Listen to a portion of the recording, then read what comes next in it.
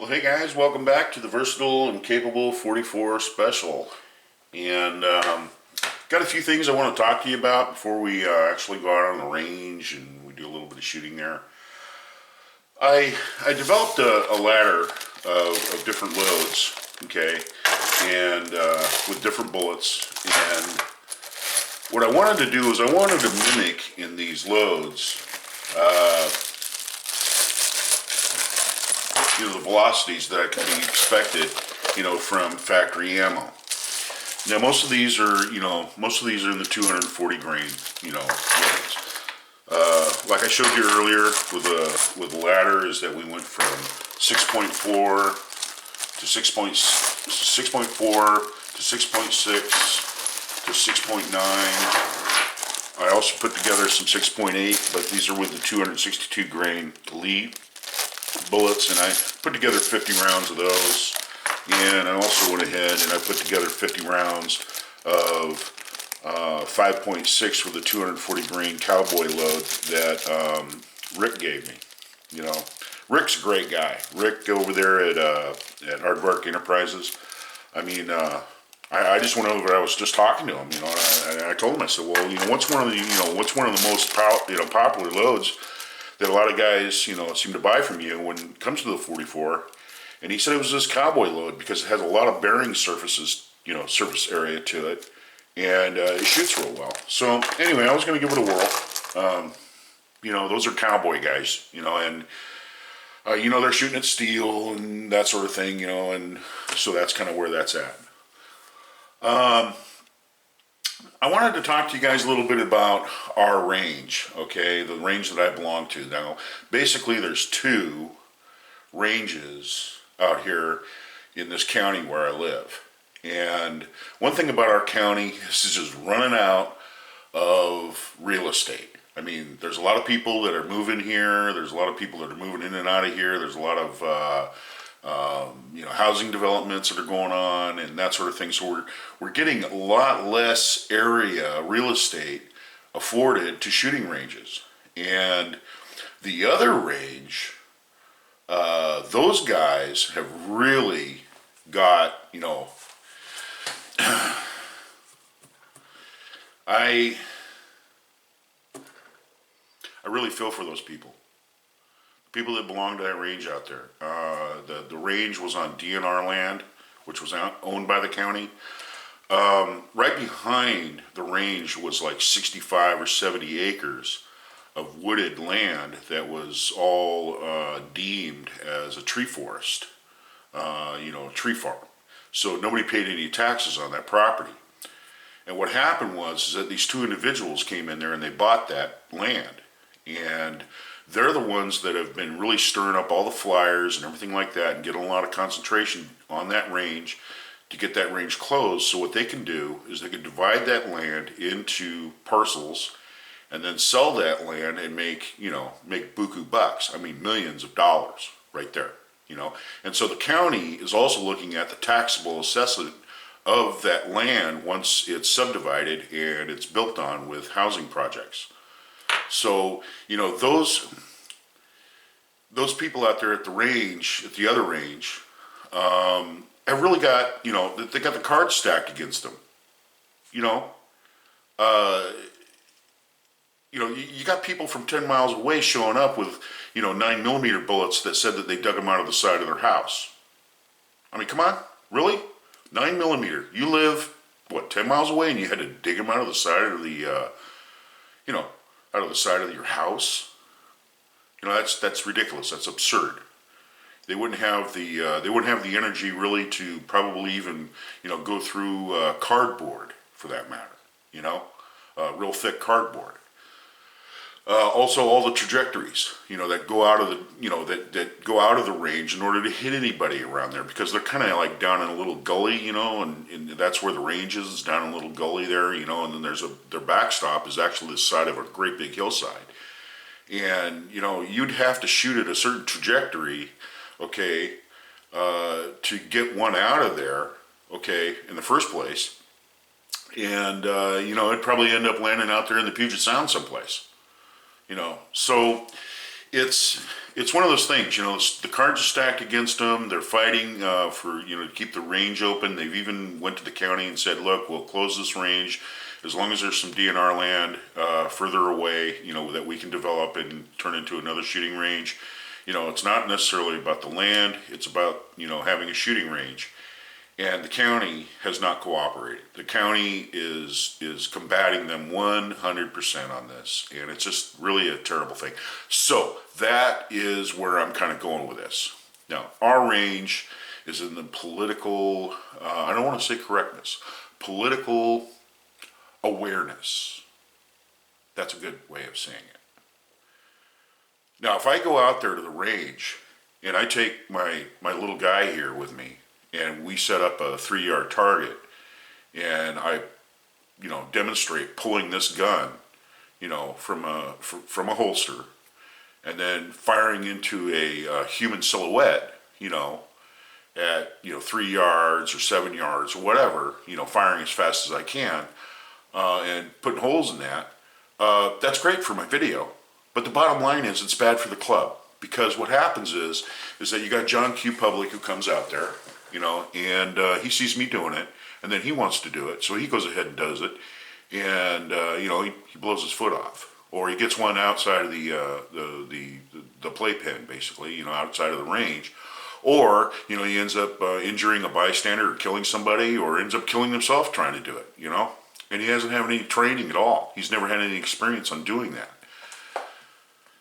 I talked to the main people out there at the range. I asked them if I could do this demonstration, and it's not because I'm not capable of doing it. It's because it just sets a bad presence to the other members and the people who pay to come in and use the range, because they'll be upset because, they're making allowances for me, but they won't make any allowance for anyone else. Now, I could go find a fire road someplace, take a little trip, go where there's a power line or something like that, bring a target with me and do it out there. Problem is, political awareness.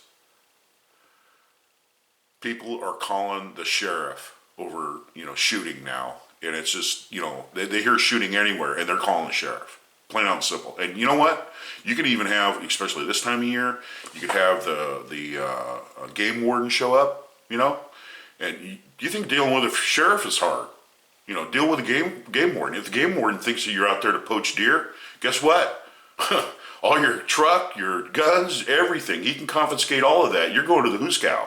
I mean, it's that fast. He can search your vehicle. He can do anything he wants. He doesn't even need a warrant. I mean, the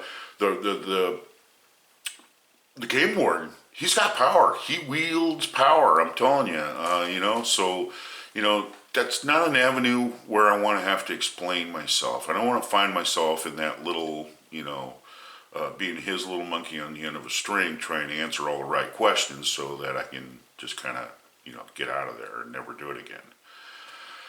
So, that's kind of where we're at right now. Our county has really went through some changes over the last 20 years. I mean, there's a lot more housing developments. There's people all over the place. We're just getting really crowded here.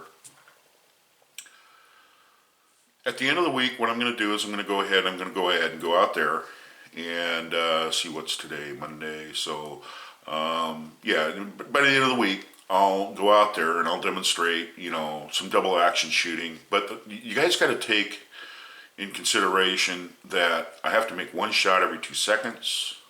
They have to be aimed shots. I mean, I can't shoot from the hip or waist height. I can't do any of that.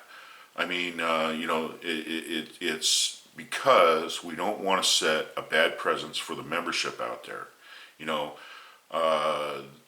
We don't want, young people coming out there just praying and, spraying the range. Now, here's another thing too. We have an action group, and we also have a cowboy action group out there, combat action group as well. And those guys, since they're a closed group, okay, they can shoot, that in their little arena that they're going to be doing that. And there's rules for them, and it's a closed group, so they can do it, as long as they're having a match. But John Q Public or the members or anybody that just comes out there, that would be seriously frowned upon. Yeah. So anyway, that's kind of where I'm at.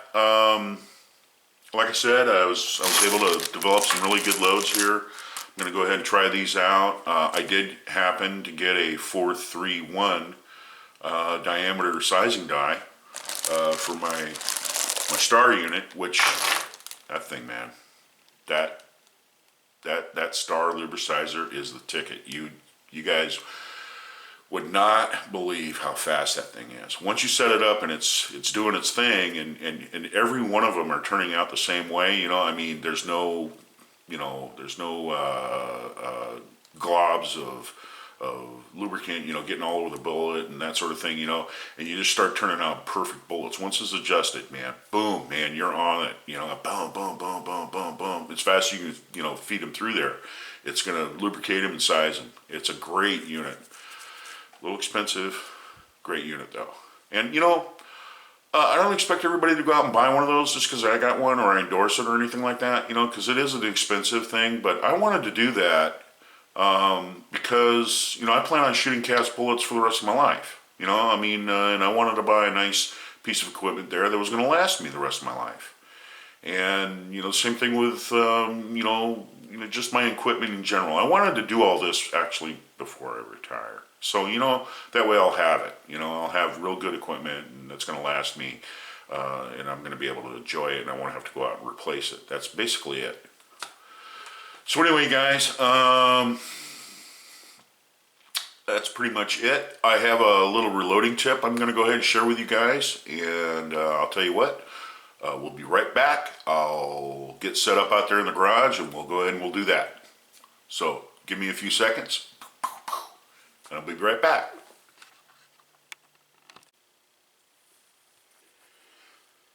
Well, hey guys, welcome back. And we're out here at the bench. And got my powder measure adjusted and everything like that. I wanted to show Steve, you know, I wanted to show Fortune Cookie. I do have one of these and I do use it. I discovered what he was talking about a long time ago about flaring the neck first and then going ahead and using the powder measure. That does work. It stops it from, you know, that popping or, you know, that shuddering, that like that. And when the powder measure does that bouncing on the spring inside here, what it does is that it shakes down the powder so you have, you know, heavier powder charges. And that's one of the things that I discovered about this. So if you guys got one of these, I would suggest that you flare the necks on your cases, you know, first.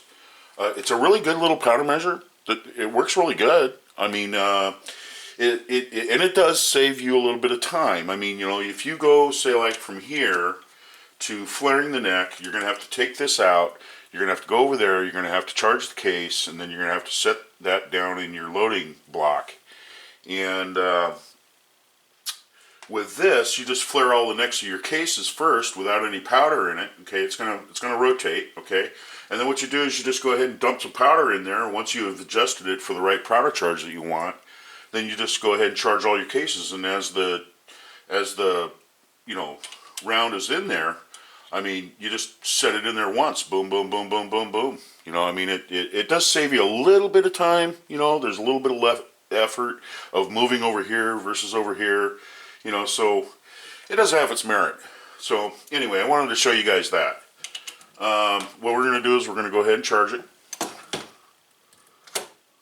Alright. I'm going to weigh that charge. So make sure we're still on. We got what? What do we got here? We got, yeah, that one there is a little heavy. Let's try that again.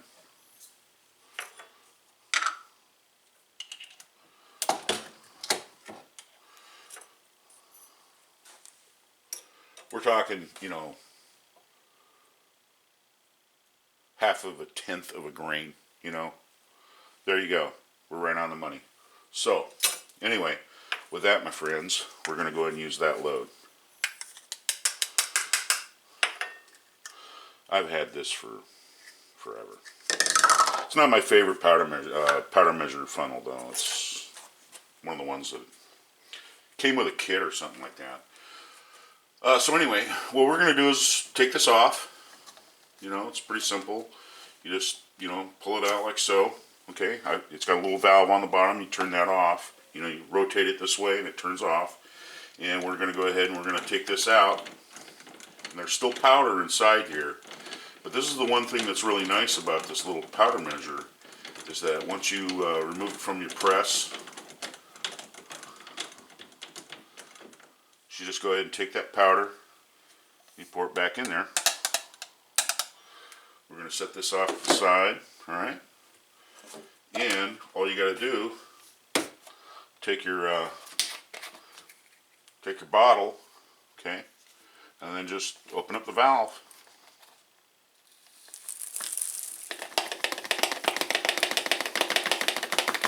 Now I slipped a little bit there, but usually you just open up the valve, boom, you're in there. You don't even need a funnel, and you know, there you go. You know, so no big. There wasn't that much. So anyway,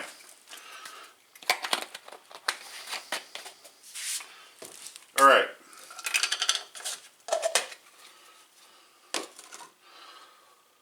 All right, we got a charge case.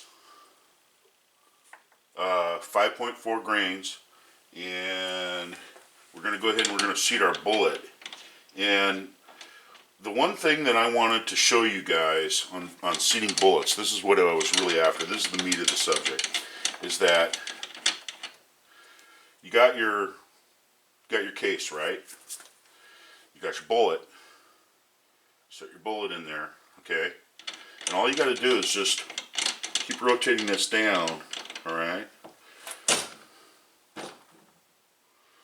Okay, and what you want is you want it to start to push the bullet in, but you don't want to set a crimp yet. What you want to do is just kind of eyeball that, okay? Kind of eyeball that. Okay, I want to do a little bit more, okay?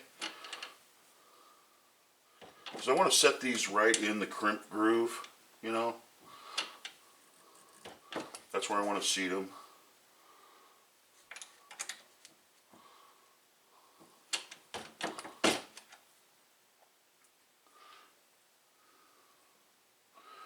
Sometimes it helps if you take your fingernail, and you can go ahead and take your fingernail and run it on there, because sometimes it's kind of it makes sort of an illusion where it looks like it's not in there, but actually it is. So what you want to do, now that that is set, what you do is you back that back out, you know, the bullet seating stem, okay, and then you set your crimp, alright? Now it'll crimp that. Boom. Okay, we're crimped. Then I run this in, okay, to touch the top of the bullet as it's crimped, alright? And there you are. So the next one that I do with this, it'll set the crimp, and it'll also push the bullet in to the crimping crimp groove where, you know, it's desired. So there you go. And then that's it. That's my little helpful hint. You know, setting up your crimp and setting up your bullet depth is just real simple. You know, like I said, you want to back the die out so it doesn't set the crimp. Then you want to push the bullet in and then inspect it as it's going down and making sure that it gets into the crimp groove where, you know, the top of the case is in the crimp groove. And then what you do is you back the seating stem back out and you adjust this for the type of crimp you want. You go ahead and you set the crimp in the bullet, and then you set this back down on top of the bullet where it's touching the top of the bullet.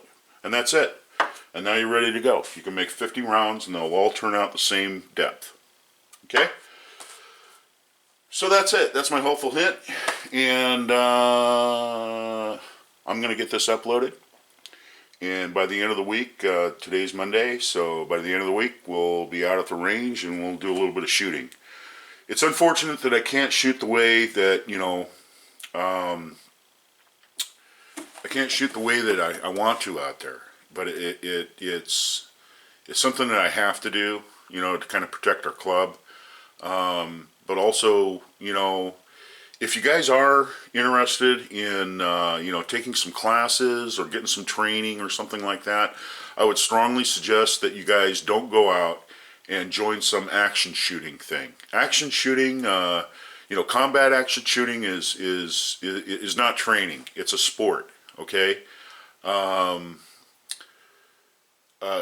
take on the whole thing is this: if you pull that pistol out, okay, you're gonna want to get your first shot off as much as you can. So when you pull the pistol out, okay, you want to make your first accurate shot that you can. So when I pull from my holster, I cock the pistol at the same time. So my first shot is going to be single action. Boom! I'm going to hit exactly where I was aiming. Okay.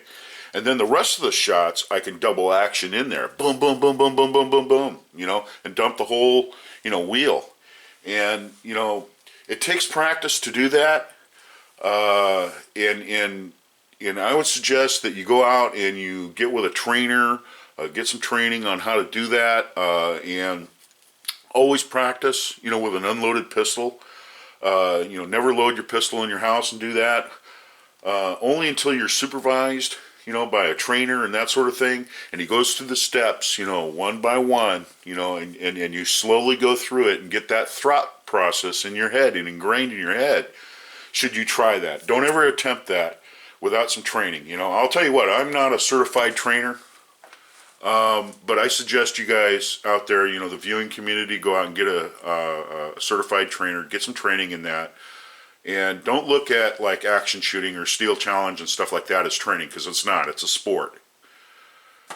Yeah, you got to realize, you know, I mean, it's not the size of the dog in the fight. It's the amount of fight that's in the dog when it comes down to that. And you know, you got to make an accurate shot in a vital area. Someone's spirit and determination coming at you like that is stronger than their body, if that makes any sense. They will carry out what it is that they were willing to do to you. Whether they were shot, whether they're mortally wounded, whatever. You know, it's amazing what people will do under situations like that. It's like the death grip thing. You know, you never realized how strong you were until you had to be. And you know, that comes out in people when they're shot. You know, a lot of people don't even know they're shot. And a lot of these criminals, you know, they're not really afraid of going to jail or going to prison or any of that stuff. They've already been there. I mean, you know, that doesn't really, you know, their mindset is completely criminal, you know. So that's one thing that you need to realize when you're out there and you're being faced with something like that, is that it's a mindset that person has. It's something that is dangerous, and if you could afford to get away or get behind some sort of barrier, you know, get in your car, drive away, whatever it is you're going to do, just leave that situation. You don't want any part of that. I mean, the last thing I want to do is shoot somebody. You know, I'll do it if I have to, but you know what? That's the last thing that I'd ever want to do. Because it's going to turn into a mess, and it's going to screw my life up. It's going to, you know, I'm going to have to go through all this stuff, you know, of explaining things, going to court, and getting, you know, and you know, I'm telling you guys, you know, it's one of those things. It was the last thing that you had available to do. So anyway, that's my take on it. We'll get out there to the range on the next video, and this is Thorzax. And I'm signing out, guys. You guys have a good evening.